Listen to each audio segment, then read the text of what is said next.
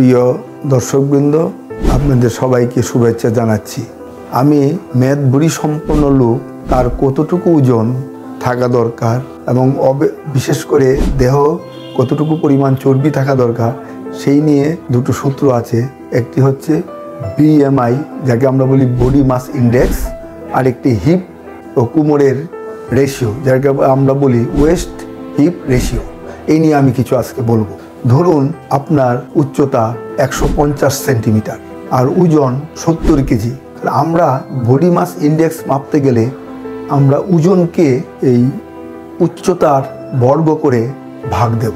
উচ্চতা যদি 150 সেন্টিমিটার হয় আর ওজন যদি 70 কেজি হয়, আমরা দেখব বডি মাস ইন্ডেক্স প্রায় 30.4। আর যদি উচ্চতা 170 সেন্টিমিটার হয় আর ওজন যদি 60 কেজি হয়, তাহলে আমরা বডি মাস ইন্ডেক্স দেখি 20.7। এই বডি মাস ইন্ডেক্স নির্ণয় করবেন আপনার ওজনকে, আপনার যে উচ্চতা সেই উচ্চতাকে মিটারে পরিণত করে তার বর্গ করবেন, বর্গ করে এই আপনার ওজনকে ভাগ দিবেন এবং দেখবেন আপনার যে ফলাফল পেলেন সেটাই হচ্ছে বডি মাস ইন্ডেক্স। যে এতে আমরা ধরি কে স্থূল বা ওবেসিটি, কে ওজন বেশি, কে মোটা, কে বেশি মোটা বা যে অধিক মোটা আমরা ধরতে পারি। কিভাবে? ধরুন আমি বলছি, যদি এই BMI প্রসেসে আপনি যদি 18.5 থেকে 24.9 পর্যন্ত আপনি থাকে BMI, তাহলে আপনি ধরবেন আপনার স্বাভাবিক ওজনের ব্যক্তি। কিন্তু আপনি যদি 18.5 থেকে নিচে থাকে, তাহলে আপনি কম ওজনের ব্যক্তি। আর যদি 24.9 উপর উঠে, তখনই আমরা ধরি বেশি ওজন বা ওভারওয়েট। তাহলে ওভারওয়েটের একটা মাপ আছে। যদি 30 থেকে 34.9 BMI হয়, তবে আপনার ওবেসিটির প্রথম ধাপ, আমরা বলি ওবেসিটি ফার্স্ট স্টেজ।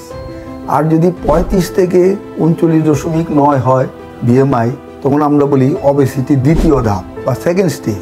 এবং সেটা যদি 40-এর উপর হয়, তখন আমরা বলি ওবেসিটি তৃতীয় ধাপ, অর্থাৎ খুব বেশি মোটা। তাই এই তিনটা ধাপকে আমরা মোটা, বেশি মোটা এবং খুব বেশি মোটা আমরা নির্ধারণ করি। এখন দেখুন, আপনি নিজেই কিন্তু এই BMI মিলিয়ে নিতে পারেন আপনি কতটুকু মোটা। এখন দেখেন, এই ওবেসিটি হওয়া মানেই আপনার উচ্চ রক্তচাপ বেড়ে যাওয়া, আপনার ডায়াবেটিস হওয়া, আপনার হার্ট অ্যাটাক হওয়া এবং ব্রেইন অ্যাটাক হওয়া। মানে মেদ ভুঁড়ি সম্পন্ন লোক কত সমস্যায় ভোগে। এই একটা মাপ। আরেকটা মাপ আমরা বলি যে ওয়েস্ট হিপ রেশিও, অর্থাৎ কোমর এবং উরুর একটা রেশিও আছে। বিশেষ করে আপনি একটা মাপ দিতে পারেন, যেমন কোমরের একটা মাপ নেবেন, নাভির নিচ থেকে মাপ নিলেন, আর উরুর একটা মাপ নিলেন, যেটাকে আমরা বলি হিপের মাপ। এই দুটো মাপ নিলেন। এখন কোমরের মাপকে উরুর মাপ দিয়ে আপনি ভাগ করলেন, দেখবেন সেটার পরিমাণ হবে 0.7 থেকে 0.8। বিশেষ করে মেয়েদের ক্ষেত্রে যদি 0.8-এর বেশি হয় আর পুরুষের ক্ষেত্রে 1-এর বেশি হয়, তবে আমরা ধরে নেব সে একজন বেশি ওজনের ব্যক্তি। এবং গবেষণায় দেখা গেছে, কেউ যদি কোনোভাবে 1 কেজি ওজন কমাতে পারে, তাই তার সিস্টোলিক প্রেশার 1.2 থেকে 1.8 এবং ডায়াস্টোলিক প্রেশার 1.1 থেকে 1.4 পর্যন্ত কমানো যায়। তাই আপনারা এই মাপ সম্বন্ধে জানলেন, BMI এবং ওয়েস্ট হিপ রেশিও সম্বন্ধে আপনারা একটা ধারণা নিতে পারলেন।